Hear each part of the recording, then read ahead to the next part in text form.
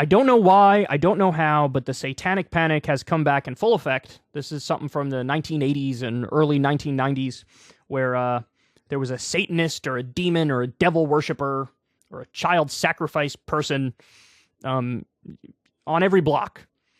And there was some fear-mongering over that. Well, now with the Sam Smith performance at the Grammys where he wore red and wore the devil horns and had some, silly plastic pitchfork from Party City Halloween store, the right was like, oh, this is satanic. And by the way, the leftists are all satanic. I love how it's like they make it's goofy anyway up front, but then they also try to make it like weirdly political. Anyway, so now it's back. Rihanna gave a halftime performance. By the way, she's pregnant, and she was wearing red, and it was a very just standard performance, right? I think she did a fine job, sung a lot of her hits, did some mild dancing or whatever, but there were, it wasn't a situation like a lot of halftime shows or a lot of concerts where maybe it's overly sexualized or it's very, standard. But these people are still going to freak out over it. Is this Newsmax or One American News Network? Doesn't really matter. It's one of these right-wing rags. Let's listen to what they say. I want you to think of the biblical perspective of what is happening there, okay?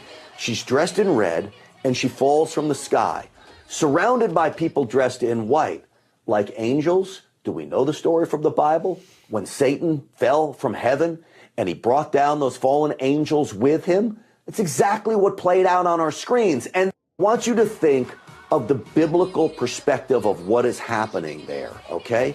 She's dressed in red, and she falls from the sky, surrounded by people dressed in white. I love how, let's keep looking at her grabbing her ass cheeks. I'm so offended by this. Run it again. He's making this good. Do you know the story in the Bible? They're wearing white. She's wearing red. Come on. How have you not had enough of this at this point? And they're going to the white. The white is angels, but they're wearing like hazmat suits. You can much more easily make some sort of connection with COVID, right? Or some sort of chemical spill, like the chemical fire in Ohio. It's just reach. We must reach for our political points. Yes. Guys, this is all they have. This is all they have on Newsmax. This is all they have on One America News. This is all they have on Fox News. It's just culture war. Look at this shiny object, squirrel. They did. Remember when they did this with Dr. Seuss books? They were flipping out for some reason over Dr. Seuss books and acting like, yes, we're the very serious people. More about Cat in the Hat. What are we talking about here? Who cares about any of this, man?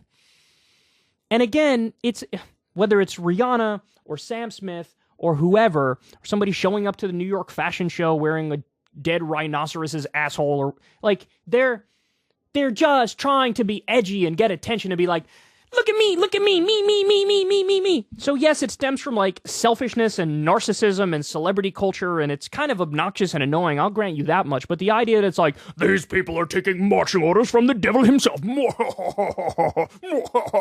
Because the devil, by the way, really exists. He's a man with a pointy tail and horns, and he's jacked and he's got abs, and he goes, all day. Evil things. And again, they try to, of course, link it into politics. The Hollywood is satanic. Hollywood is all lefties. Lefties are satanic. The other guy, who was it, Benny Johnson or Michael Knowles literally said it the other day, like leftists are satanic. And it's like, don't tell me the people who want to give everybody health care and give everybody higher wages and end the wars, don't tell me that these are the people who are evil. It's not gonna work, dog. It ain't gonna work out for you. You know who are actually evil people? The ones who are in favor of all the wars that kill innocent people all the time, nonstop. The people who defend Big Pharma, who charge $38,000 for a prostate cancer medication that costs $200 in the UK. These are the demons. You know who that includes? Like the entire Republican Party and a significant chunk of the Democratic Party. But the lefties are the only ones who are against that. Jesus Christ. I got one more for you, and this is linked in that these people are incapable of focusing on serious issues. It's always culture war, noise, nonsense. This is too perfect. Bridget Gabriel, huge right-winger, big on Twitter. She says, Barney is returning. They better not make him woke. This right-wing goofball responds, Barney will probably go by Barnett. You get it? Like, oh, trans stuff, bro, is crazy. These cartoons are all going woke, bro. What is even going on in this world anymore? I'm really serious. I'm a really serious person. And as I said, checking in on far-right Twitter, and they're laser-focused on helping the working class. Do you have anything to say on unions? Anything to say on healthcare? Anything to say on wages? Anything to say on freedom? Right? These people pretend to care about freedom. Do you have anything to say about legalizing marijuana? That's a pro-freedom position. Anything to say about making sure that abortion is safe and legal? That's a pro-freedom position? Of course not. They're anti-freedom. They're massively authoritarian. And they're little children. They look around for things to be offended by, which is so ironic because this was their main criticism of what was called the social justice warriors. You know, the pink-haired college kids who are too woke, who want to police comedians' language. The argument was, oh my God, you guys are so sensitive and you get offended over absolutely everything. And you're looking for things to be offended by. What is this? You're talking about Barney being woke.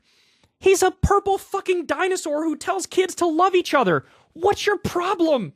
What's the issue? What do you want him to do? Carry an AR-15? Do you want Barney to say, there's only two genders? Fuck the LGBTQ community. Like, what do you want? What do you want? And by the way, this is how they distract you, right? I'm not saying these issues are unimportant, because anything involving freedom versus authoritarianism is important. But this is what they try to do to distract people. They get you caught up on this goofy issue of the day, whether it's Satanism in Hollywood, or Barney's going woke, or Dr. Seuss. They get you caught up on that, and then they pass the next tax cut, or they pass the next, for the wealthy, of course, they pass the next subsidy for Wall Street. They let the rail industry kill upgraded brakes, which means we still have Civil War era brakes on the trains, and then we have a giant chemical fire. You know, they do a bombing in a country that didn't attack us. We got a story on that tomorrow that we'll get to. Anyway, I think you guys get the gist of it. I said it once, said it twice, I'll say it 3 times, 4 times, however many times I need to say it. But if you're politically agnostic, or you're somebody who leans right, or you just are right-wing, dog, this is what your people are talking about right now. Rihanna doing a satanic performance at the Super Bowl. Barney being too woke. Do you really think you're the serious people? Is that what you really think? Is that what you think? All right. Do you? All right, guys, that's the show. I love y'all very much. I love you very much. Thank you for listening to the show, as always. Do me a big favor. Subscribe to the channel. We're trying to get us to 1 million subs. We're close. We're moving. Help us get there, especially if you watch the show on a regular basis, even if you hate it. Might as well just sub. I'd appreciate that. Also helps out in the algorithm. Click that little bell icon so you get a notification every single time a video drops. That helps the channel out massively as well. You know, leave a comment and engage. I think that helps in the algorithm as well. And you guys know the algorithm is not all that kind to us. And of course, you can listen to the whole show on Spotify. We're trying to build out, alternatives to YouTube, because I don't think we get treated all that fair here in terms of recommendations and the algorithm overall. So go listen to the full show on Spotify if you'd like to. Really appreciate that. We're also on the other podcasting outlets, I think all except Apple, because somebody had jacked the name. Or anyway, long story. Just listen on Spotify. And massive shout out to everybody who supports the show on Patreon. I love you guys to death. You're the ones that keep the show going. I've never talked to an advertiser, and I never will, because you guys fund the show through small dollar donations. You can support the show on Patreon in the link in the video description box below. And massive shout out to all the supporters of Crystal, Kyle, and Friends on Substack. You guys are awesome too. We had a great conversation the other week with Matt Brunig of the People's Policy Project. Check out his YouTube channel, and definitely check out the People's Policy Project. He's just a great guy. He's really, really intelligent. And he gave us basically like a socialism 101 lesson. And you should definitely check that out if you haven't yet. But anyway, that's all I got for today. I love you guys. I'll talk to you soon. Peace. If you want to see me and Crystal Ball interview legends like Noam Chomsky, Cornel West, and more, subscribe to Crystal, Kyle, and Friends on Substack. $5 a month gets you the video version a day early. Remember, we take 0 ad dollars for this podcast. Or you can sign up on Substack for free and get the audio version a day later. Link in the video description box below.